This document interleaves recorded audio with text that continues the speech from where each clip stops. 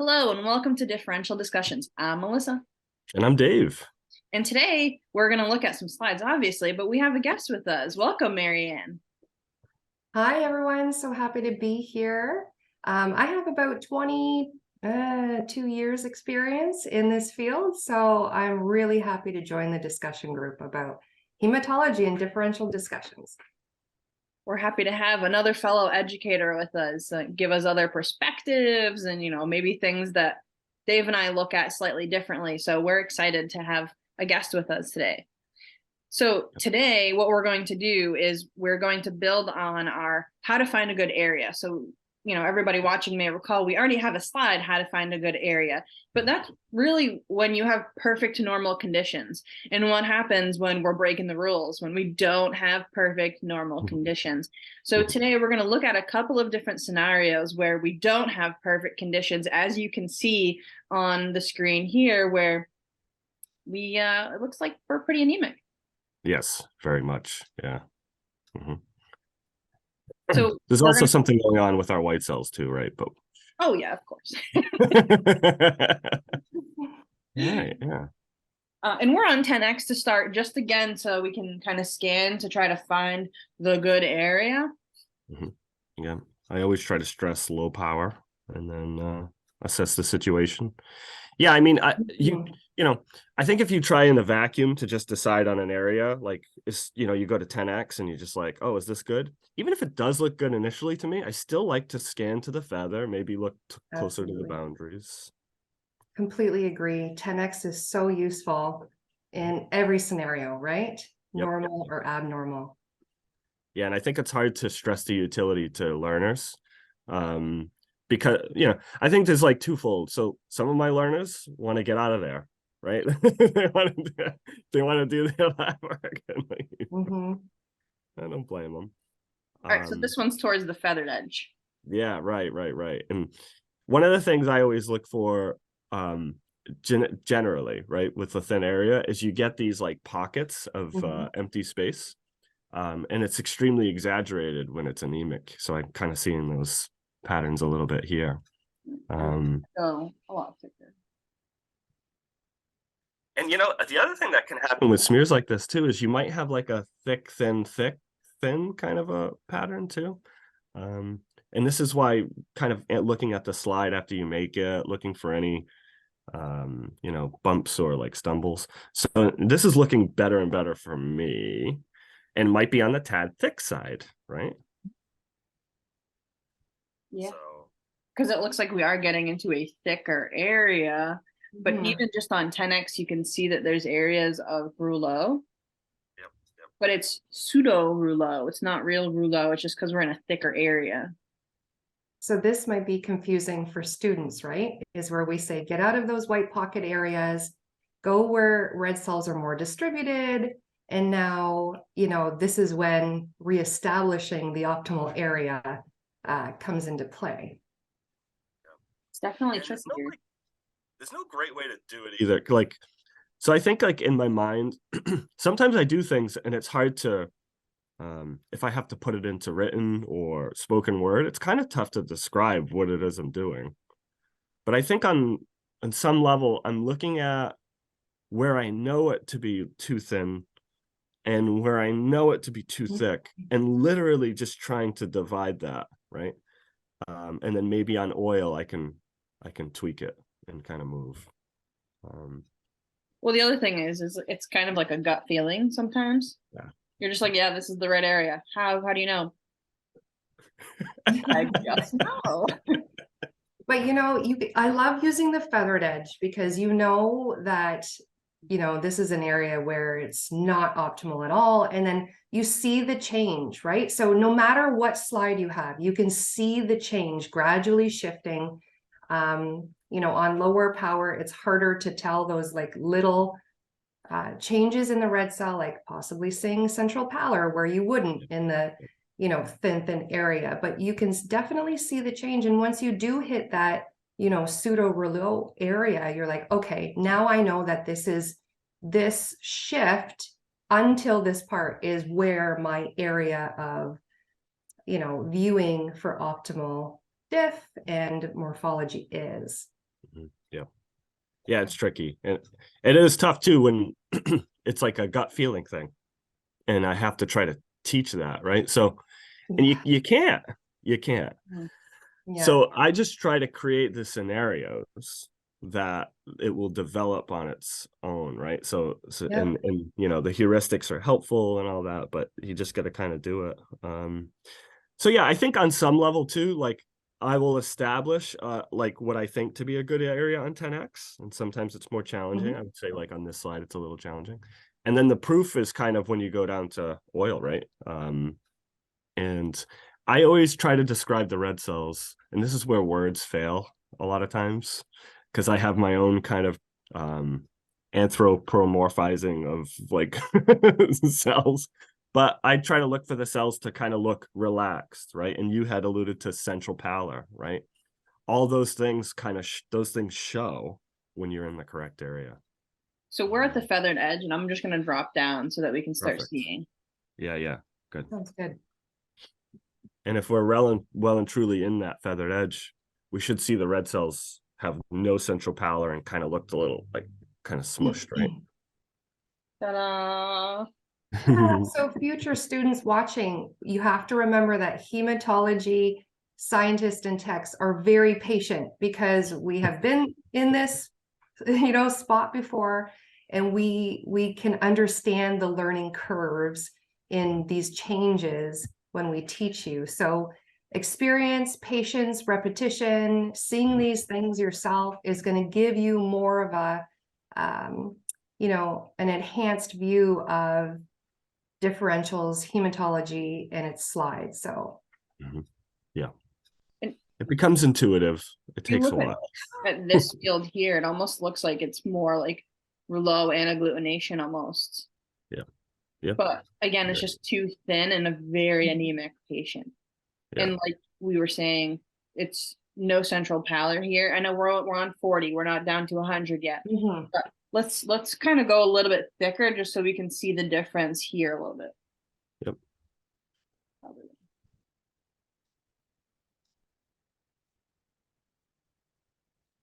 Before we go too thick. There we go. So yeah, I mean, the first thing I saw kind of center field is like an ovalocyte and a couple other cells that their central pallor has now become apparent to me. So this is looking like a much better area.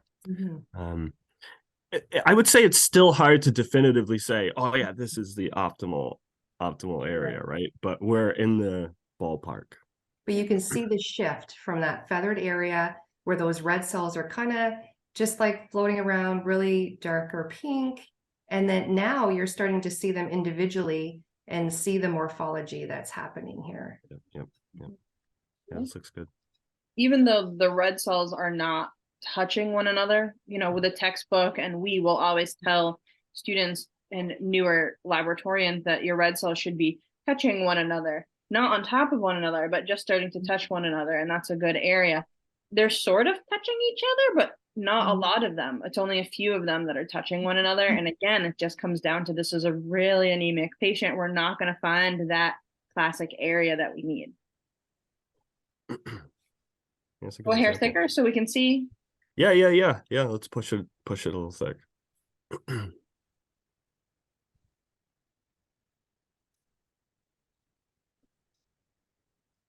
And now that stacking and clumping is getting more pronounced. And there's something happening with the white cells too, right? So I think there's something to be said about white cells. They can be a signal when you're thick. I always we were just talking about this yesterday in lab.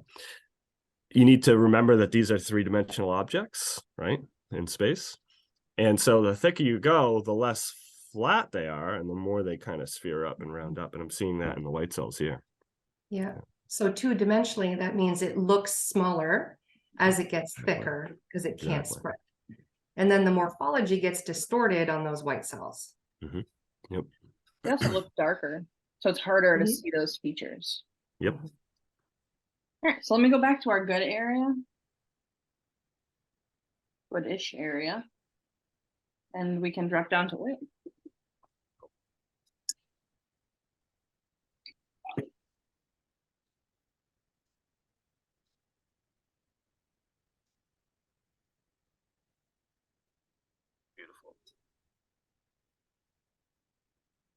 Yeah, there's our pretty central pallor. That's most of them, right? Mm-hmm. Yeah, this is I think this is literally like that. We're in kind of a good sweet spot. Yeah. For this patient, right? For this patient, right? This is the optimal area. And this might be a total like what? Yeah. And yeah, this patient is quite anemic. So we're on the order of this is a critical H&H, I think, Melissa, right? Like this is yeah. Sure looks like it. What is the Yeah. values? Why don't we put up some values with it too? Do you I have don't Yeah, have them. that would be nice. Yeah, We're I don't have them for this slide, unfortunately. we're just riffing a little bit, but Yeah. so some of our cases are a little more memorable than others sometimes, but yeah, if I had to guess, this is like really low. We see a beautiful teardrop, a dacryocyte, sorry, Mhm. in the field. Very nice. Textbook. There's a textbook site for you. Yeah, and a little off topic, but teardrops are another thing that can be kind of tricky when you get the artifacts, the Mhm. artifact looking, and they have to kind of, and this one is just literally, yeah, textbook, that Mhm. blunted edge to the, it's a good looking field. Well, why don't we switch over to look at a different one now? And why don't we look Yeah. at one that has a really high white cell count? Yeah, that sounds good. Yeah. Yeah, so you know, optimal area too. I think the other part of the discussion is when I think about optimal area, it's sort of a monolith for students and especially early in instructing. But for me personally, I find that optimal area, and when I start my differentials, it kind of depends what's going on, right? But I Mhm. kind of push a little bit thinner for my differentials, and I can get away with starting a little bit thinner and then working in thick, because you hate those circumstances where you run out of white cells, so to speak, and you're doing that Mhm. diff in the thick area. Okay. So you know, that 10x assessment, again, I'm assessing cellularity of white cells, and there's a lot of data being gathered. It definitely tells you what's going on. You do get a lay of the land too. If you didn't know your white cell count, you kind of get a rough estimate of, okay, I'm going to have fairly normal, a really low, or a really high. So then if it's really low, that thinner, creeping on the thinner edge of that feathered area would be an optimal place to start. Because again, if the thicker part, your morphology is distorted, it's really hard to tell what cells are present. So yeah, that's a really important point to note. So this looks beautiful. It's yeah, so there's a lot going on here. Let's do the same thing. I'll go to the feathered edge and we can start Yeah. there. Excellent. Yeah, perfect. Yeah, wow. So this is an extremely high white count. Yeah. So you can see there's absolutely, not much you can do here anyway. So this is a little better indication of, oh yeah, this isn't a good spot for me to start anything. And I would caution learners too, if you do have a slide like this and you're trying to do differentials, you internally you might have a dialogue that says, hey, I'm just going to go to this big clump here in the Yeah. feather. I'm going to get my 100 cells. But you have to understand that physically, when you make out a smear like this, larger cells are going to get preferentially pushed out to the feather and towards the borders. So you're not going to get necessarily a representative distribution of cells. So don't do that. Good point. All right, so we got the feather, and then we can push in a little bit. And I can kind of already tell this is going to be one of those like good luck finding like Yeah. the area. Mm-hmm. So at some point, right, aren't we salvaging and we're making the best of a bad situation? Maybe. Mm-hmm. I think that's what a lot of these slides we're looking at in this video are. Yeah.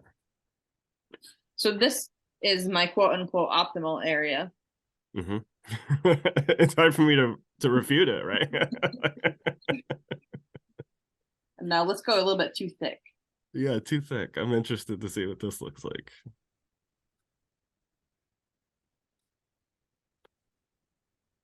Touch up the focus a little bit. Yeah. Yeah, so you can definitely tell. Look at all the red cells behind it too. Everything's just clumped into messes here. Yep. Yep. And I think one of the first things that sticks out to me is the smaller, probably the lymphoid cells. They're just Mhm. purple, like almost black Yeah, dots, right? At this they're point. very prominent here. Yep. Yeah. I'm gonna go back to our good area. Good area. And again, we're not giving you these slides initially. Initially, you're getting the normal, how we explain optimal, slides, normal-ish red cell counts, so we work our way to these cases because these are our hospitalized patient cases. Like this is what you're seeing Yep. in the lab. Yeah, and this looks like a pretty aggressive, but CML. Is this our CML? So yeah, students, you won't see this for a little while. This is this is towards the end of your training, maybe. But yeah, this is an excellent area, right? And going back to MaryAnne's point about the central pallor, I see great central pallor pretty much consistently across. I was actually really skeptical we'd find an area that's this good, to be honest with you. Yeah, and sometimes it's hard, but you can definitely see, some of the red cells by itself and its morphology. And when we get to 100, you can see it a little bit, more clear. See some nucleated red here. So things like that, you'll notice the differences in the cells too. Another thing that just kind of came to mind, and it might be a topic for another video, so feel free to interject and tell me to. But doing a diff where there's a lot of white cells and clumps like this, that can be tricky for a student, right? Almost to kind of keep track of what they're counting. So I suppose, like, for the most part, I tend to, like, I read left to right, top to bottom. Whatever it is the system is to try to maintain some level of consistency. Exactly. And I would even go as far as to say, like, resist answering the phone for a ring or two, and maybe like hold on to your coworker as you finish the field or something like that, right? But yeah, true. So you can use your battlement pattern here as well to look at your field of view. I know some people have also done it in quadrants. Top left, top right, top. So you really need to figure out your own pattern so you don't overcount the same cell that you did. So yep. It is a challenge. It just takes practice, I suppose, right? Like, there's no. Sorry for the divergent topic. No, it's relevant. good because it's relevant for sure. So yeah, we got some really nice morph here. This is great. Lots of different stages. Yeah, both reds and whites. We have good morph for both, which is important. Okay. Great. Well, you want to move on to low white cell count now? Yeah. Dave's wheelhouse.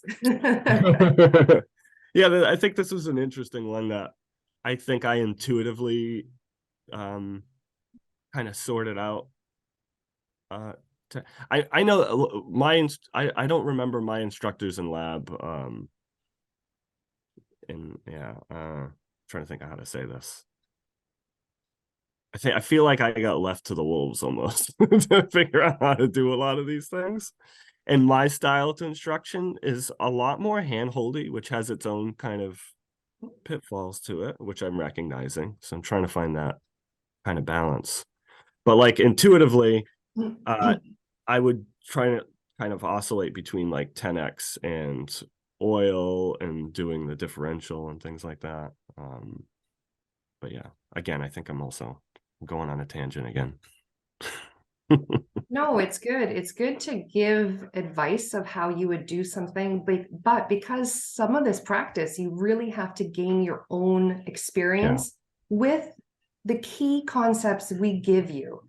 So, the balance would be not giving enough instruction and then giving so much instruction where they can't think for themselves. So, you know, we're giving you key points. We're showing you, you know, good examples of how to adjust or modify, you know, those key concepts we taught you, so you can come into these more advanced and difficult patient cases.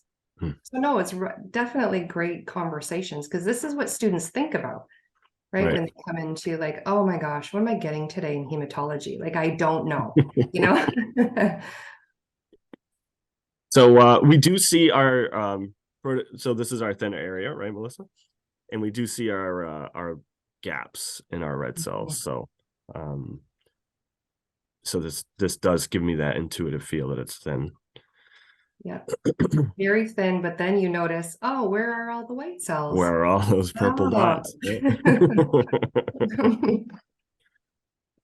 So I'll go into a good area, quote unquote. I don't know that we're gonna find one for this one either. Find one for reds, not so much.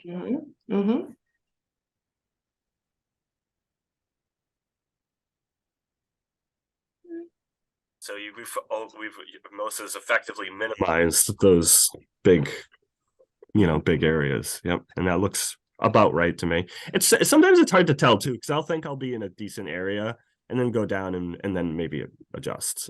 Yeah, just adjust like a little bit, just right? a hair. You kind of get a gauge of where you are, and then if you have to modify a little bit, that's okay.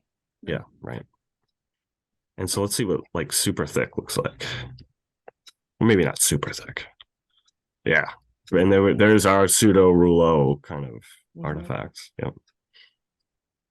And then there's not many, but we see those dark purple white cells too. Yep. So you know this is going to take you a little bit longer to dip this patient. Some students panic at this point, like, oh no, I'm not going to find 100. You know, before we get to this thick part. So just be patient.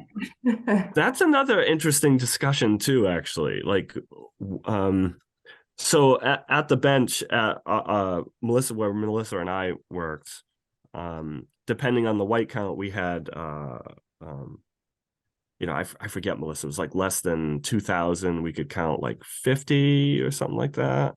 And then it decreased from there. And, you know, like 0.1 or whatever, or critical was like, we can count 10 cells, right?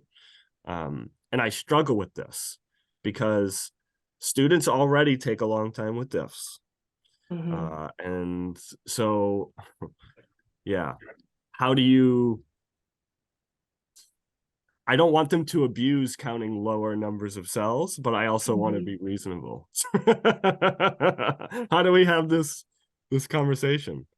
You know what this really gets me thinking is when they turn into the next field, are you turning too much where you're losing a whole field of view in that battlement pattern? So if you don't have a white cell as your landmark, say, to turn just like a slight turn into the next field, you need a red cell or a platelet or something to guide you to just be out of that field of view so you can use that whole section. I think students lose a lot of their optimal viewing field because they turn too much into the thicker part of the smear.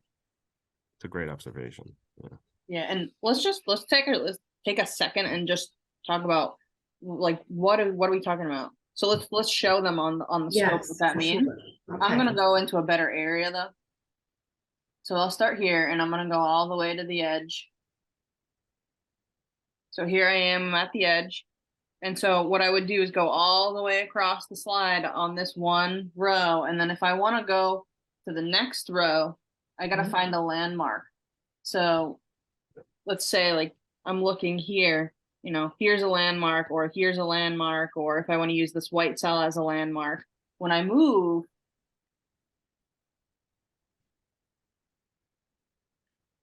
I'm using that cell until it's just out of field.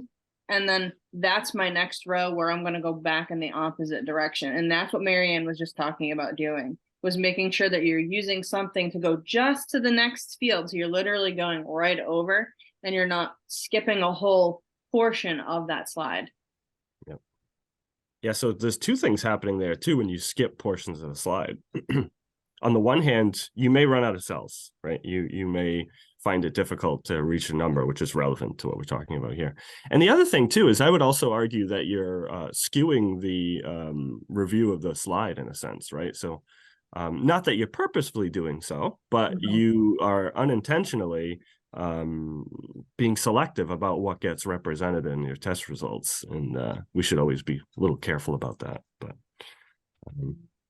yeah, this isn't easy, that's for sure. Got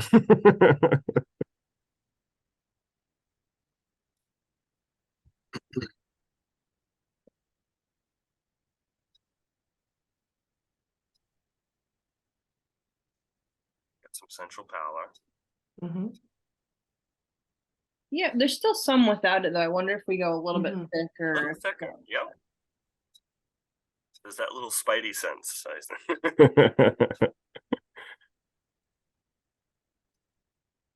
A little bit better. Yeah, a little better. And maybe is there another like row or so like sometimes I might find that if I'm just moving in one, maybe horizontally in the view, that if I just went up a little bit and then moved around, I would find that kind of better area. We make good smears, but like sometimes it's a little inconsistent. Sometimes we make mediocre smears.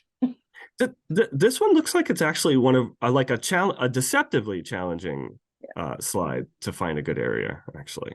Well, notice how in our pursuit of a good area, we've seen no white cells. Very true. Yeah. So we found a good area for red cell observation, but because it's such a low white cell count, it comes back to the point that Dave made previously where we'd have to go really thin and then go line by line to try to find our white cells. So optimal area for red cell morphology, right? But we can start thinner due to the lack of white cells. Right. Yeah, and I think that's another important point is that the area that we count white cells is not going to be the same area where we evaluate red cell morph always. So you're going to have to look to different areas to see where am I evaluating red cell morph, where am I evaluating platelets, and where am I evaluating my white cells. And that is such a challenge because with when you're first introducing these concepts, I like it to be kind of the monolith, so to speak, that exactly. this is the area, but then that nuance needs to come in later too. So yeah, that's tricky.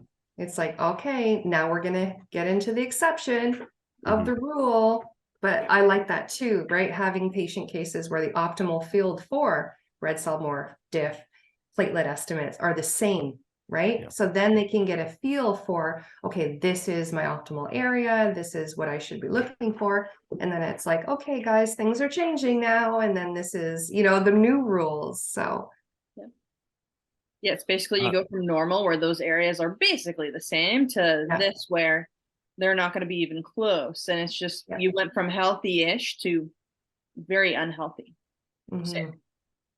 Another little tangent. We had that dacryocyte that was like perfect, right? This is that artifact that you should not call dacryocyte.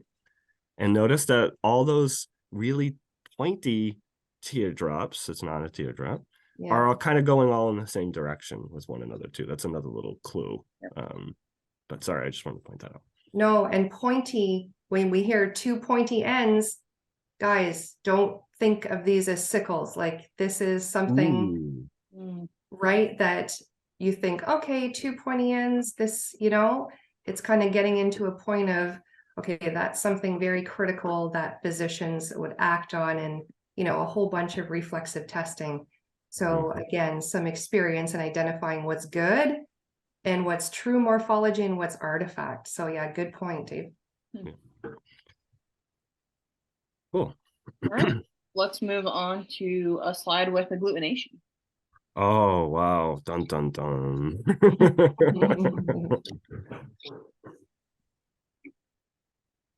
can't wait to see how which slide you selected, Melissa.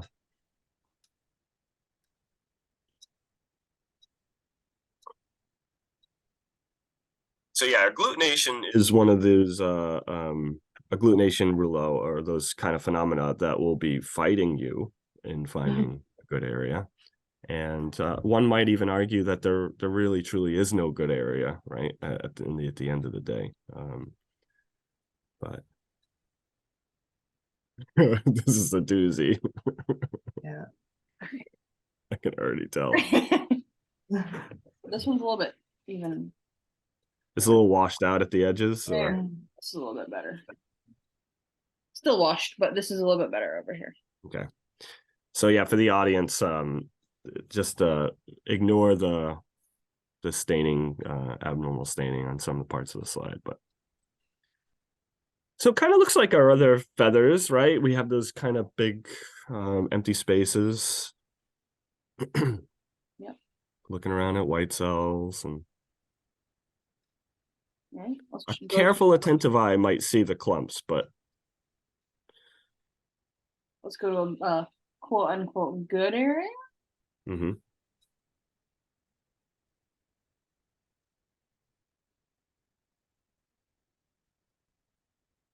And then this is where the struggle might kind of begin, right? You're just used to this pattern of thin, I move thicker, and it gets better. And then you're like, wait. So I think at this point, I would get curious and want to like look closer. Although, in truth, at this point, I probably would have noticed a lot of things. I bet the blood sample would have showed me some kind of like grainy kind of a texture to it, and there'd be some other. If I looked at the CBC results, there's some things that would grab my attention. But to our students on the bench, I think if you go like thin and then you go a little thicker and it's like bad like this, you should be really wondering why this is happening. I'll go really thick now. And also, if you have a blood bank close to you and you can kind of go over and say, hey, is this patient having, what's going on with this patient? Because then you can kind of collaborate with another discipline to say, this smear is going to give me some trouble today. So then you'll know possibly what's going on with the patient as well. That's kind of one of the things I miss too, is that students, there's so much of the lab that we may try to like emulate, right? But being able to walk to microbiology about a bacteria or parasite question, or to the blood bank to ask about, that's something we kind of take for granted, I think, in the moment, to work with other specialized professionals. But yeah, so now this is just clumpier. And I think the clue that we got too, that we're thick, is now the white cells are sending that other signal that they're, you're too thick. These are too dark.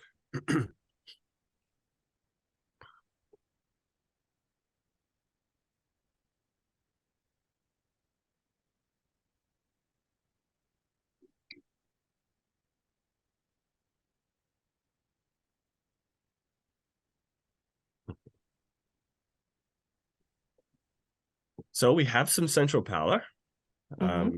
Good selection on the slide, Melissa, because we have some that are like, you can't even do anything. So yeah, this is a bit of a challenge. So but yeah, I think the central pallor on the white cells, the red cells, is indicative that this looks like a decent area.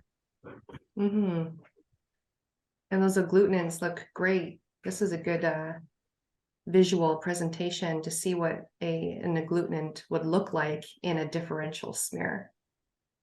I think it is. It's also a struggle too, like learning the terminology and the different, because Rulo and agglutination kind of, they swim around in a student's head, I think, right?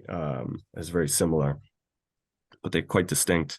I think the thing I'd point out about, and this isn't about agglutination, we already have we did I forget the videos we made. But in my mind, I see this kind of three-dimensional, not so much sphere, but like blob of red cells kind of telling me that this is agglutination. And as opposed to our pseudo rouleaux, right, that we'd see on a normal slide, where they're kind of like stacking more. Yeah, this is just not going to go away. It's in the thinner area of the slide, the good area. You see the agglutination. It's not just in that thick area. The other thing is sometimes with certain patients, you can see it macroscopically. So if you look at the slide itself, you can see the little clumps on the slide itself. Yep. Yeah, and this won't go away, right? There's no spot on the slide where this is going to go away. So, yeah.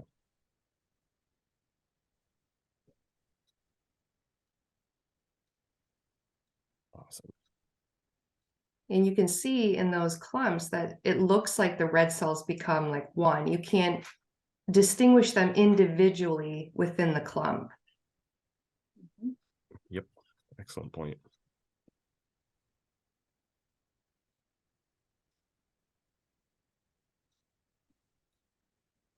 Just jump. Just ignore that.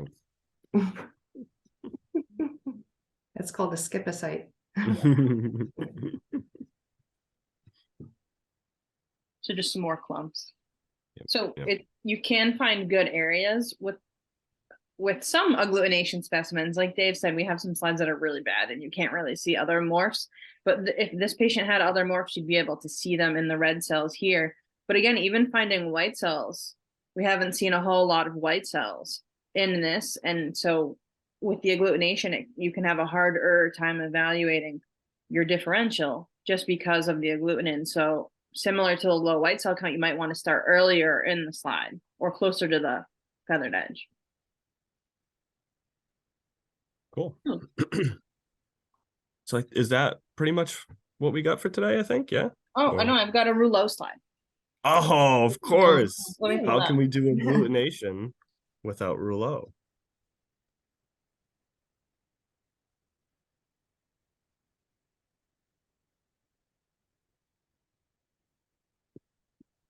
And this one's going to be good on 10x because you can see where you go from the feathered edge to rouleaux.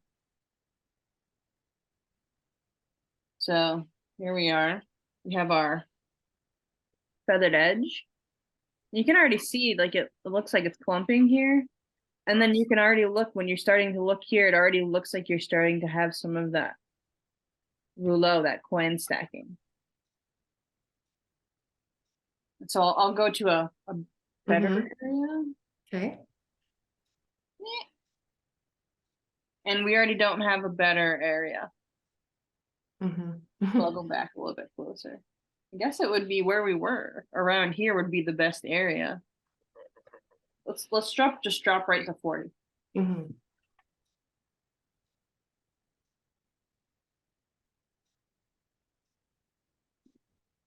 Oh, so feathered edge.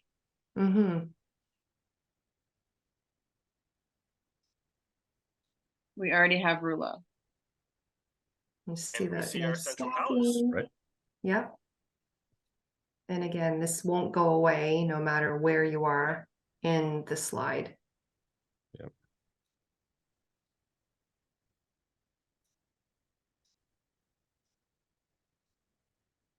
Lots of rouleaux. And then if we go thicker, we just look like we're in too thick of an area, but I literally hopped over. I haven't moved.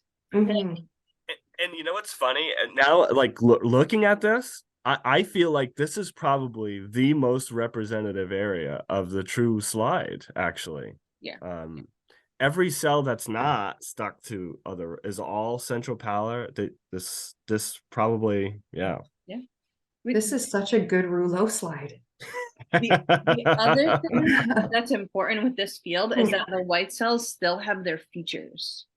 Yeah. Yep. You haven't lost the features like you do when you go to too thick of an area. So we know we are still in a decent area. A decent area. It might be on the thicker side on reflection, but still, like you can't tell because there's just so much rouleaux. Yeah. It's a really Let's see on 100 how these go back. This looks. Yeah, at our place of practice, MaryAnne, we saw some cool stuff. It was a great place to work for the years that we put in there. What a good teaching slide. I have a lot of affiliation with the University of Michigan.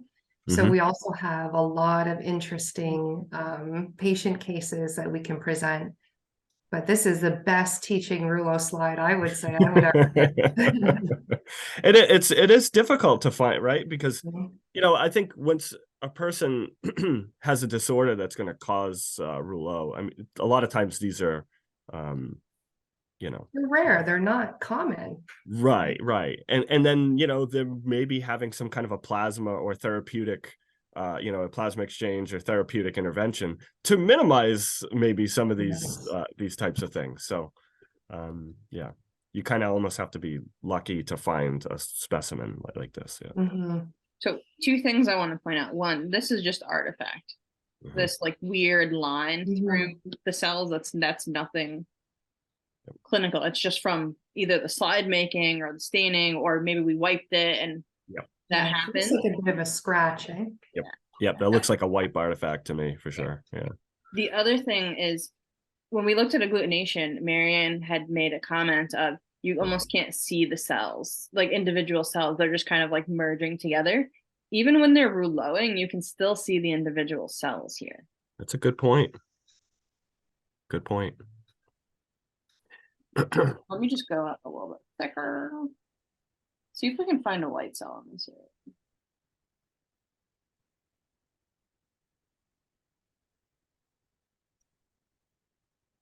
Yeah, the white count does seem to be pretty depressed. Platelets.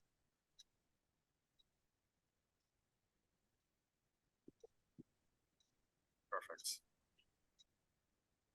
So and I kind of see what you're doing here. This looks like a good neutrophil, right? And now I like my brain when I see that I'm in a thick area, right? That's the pseudo rouleau. This is real rouleau. But when if I think it's pseudo rouleau, I expect the white cell to look a certain way, and now this white cell looks fine, right? So, yeah, good tool. It's a good tool. Awesome. Well, that's all the slides that I have. So I think we're all set for today. So MaryAnne, we want to thank you for coming on and spending time with us, and thanks for watching. Yeah, thanks for your time. Thank you. This was so fun. Please like, subscribe, and hit the bell if you'd like notifications whenever we post a new video. And feel free to reach out to us on social media or via email with comments or suggestions about future content. Thanks.